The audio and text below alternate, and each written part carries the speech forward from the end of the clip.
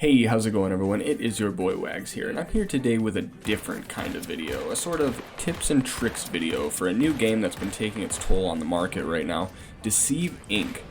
It's sort of like Prop Hunt, but with NPCs. All players engage and verse each other in sort of a giant spy battle using gadgets and their own agent abilities to disable enough security systems and win the game by extracting with a gold briefcase. I've had an absolute blast playing this the past couple of days, and like any game, I found a few notable mentions, secrets, and tips that just might help you make it out alive and become the world's greatest spy. So, let's get into it. Tip number 1. The Spyglass is your best friend. If you've seen or even played a few matches yourself, you'll know that intel is key. You need it for pretty much everything, unlocking doors, perk boxes, and even buying ammo and health when you so desperately need it. These intel computers appear all over the map, on benches, desks, inside drawers, pretty much everywhere. The Spyglass makes it so you can grab these intel caches from long distances, so you don't have to walk directly up to them and grab them, as that can oftentimes get you caught. There's a lot of gadgets, they all have their own special purposes, but even after unlocking some of the newer ones, I still find myself coming back to the Spyglass. You can even unlock doors from a distance, so to make yourself look like an NPC, quickly passing through a door. I can't tell you how many times I've gotten the jump on people because they walk right up to a door and have to stand there for 10 seconds while they hack it open. With the Spyglass, you can do all your hacking safely from a distance. Tip number 2, know when to retreat. Gunfights in this game are very quick and happen completely out of nowhere. This isn't Call of Duty where two players run around a corner and both have the same time for reaction. In this game, one player is almost always going to have favorable advantage and the jump on the other player. Whether this is because they saw you do a player action or they just took a solid guess, those first couple shots you take when you're unaware can be crucial to your health, and if you're not paying attention, you can succumb to death rather quickly. I pretty much have the rule where if I get jumped and I'm not ready for the fight, I usually always retreat. If I'm even down to 80 or 70 health before I'm able to start shooting back, I know I'm probably not going to win the fight, and I should probably back off. A lot of agents have these special abilities that help them do this. Chavez has his invincibility charm, Larson turns invisible for a solid 5 seconds, Madame Zhu can shift into nearby characters, or hell, equip a hollow mimic, scan a plant, and the moment you run around a corner, prop hunt their ass. Oh my god, she got so fooled, This whole tip mainly boils down to be smart, stay alive, do a wraparound, go heal yourself up, and get back in the game at a later moment. Tip number 3, learn the NPCs.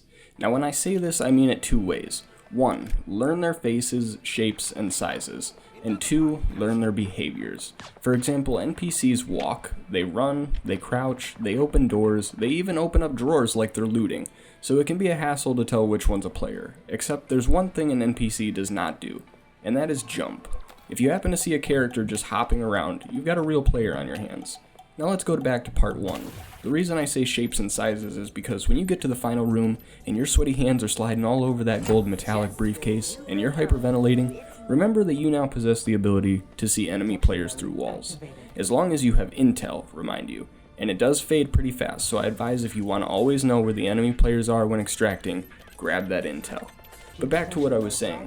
When you're in this mode, you can see the character models giving you a better idea of what NPC they're disguised as, allowing you to have an even bigger upper hand when the fighting begins. Of course, on the enemy player's screens, when the holder scans, this red eye overlay will appear. I'd suggest when this happens on your end to immediately change to a different NPC if you plan on attacking the holder, or if the holder's nearby. Tip number 4, mess around with field upgrades. Field upgrades can honestly make or break your game depending on how you have them set up. These are the tiny perk chips that can be found in these colored boxes. Gray for the most basic perk, to green, blue, purple, and finally gold. Depending on what you have these field upgrades set to, you essentially get a boost in whatever you choose to prioritize. I have my gold perk set to more maximum health. This means when I find one of these gold field upgrades in the map, which are found by deactivating one of the security systems, my base health goes from 100 to 115. However, if I set maximum health to the gray basic perk, it would only boost it to 105. Mess around with your field perks, find what works for you. Tip number 5, let your playstyle choose your agent.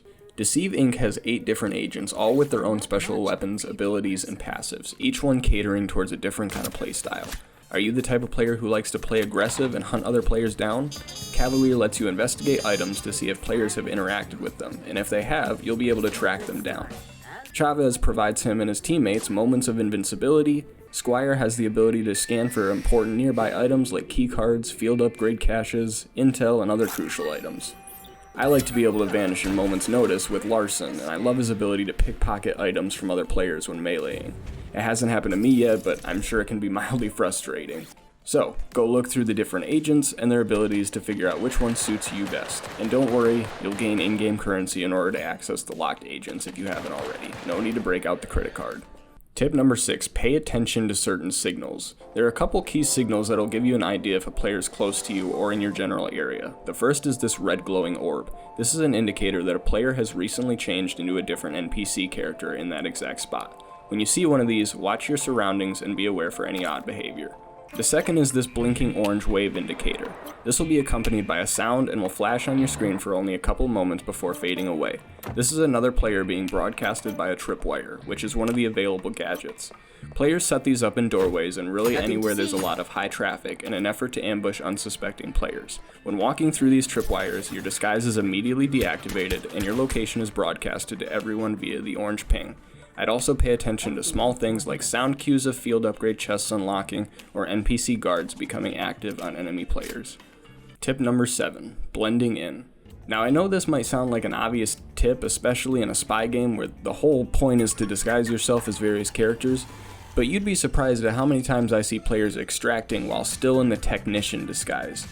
This is just a surefire way of getting caught because technicians don't even go out in the civilian areas, at least not that I've ever seen. People seem to think that once you grab the briefcase, it needs to be a full sprint marathon to extract, and that's just not the case. Get it? Briefcase? Never mind. Anyway, what I see is a lot of people bolting to the exit, forgetting simply that they're still just as hidden as anyone else if they do it correctly. There's no reason to panic and start running as fast as you can because this gets you caught. What you should do, and this brings me to my final tip. Tip number 8, use your ping to your advantage. Like I was saying before, players seem to think as soon as you grab the briefcase, it's Mach 10 up in here. And I'm going to advise you to instead take your time and strategically outplay your enemy by using your ping to your advantage. The briefcase pings every 5 or so seconds, and even longer when the holder isn't moving. These pings will be visual on your screen as well as a sound effect. This is your last known location to all other players. Use it to your advantage by taking alternate paths after pinging in a certain direction. In other words, run in one direction, wait for the ping, and then hightail it around and take a different route, thus giving your opponents the go around and leading them in circles. And one more time, remember, if you want to keep scanning your enemies as you're making your way to extract, keep grabbing that intel. The more the better. And this is a quick little bonus tip. Some rooms have hidden levers to quickly exit a computer system room, so look out for movable books or phones on desks, then wait for a wall to open up. As always, I appreciate you all watching. I hope you enjoyed the video, and I hope I've given you at least some insight into the game and how to come out victorious in the end. I'm going to have some great gameplay posted within the next couple of days, so if you want to be in the loop on that, I suggest dropping me a nice sub. Liking, commenting, and subscribing helps me out immensely. I hope you all have a great rest of your day, and I will see you guys on the next one.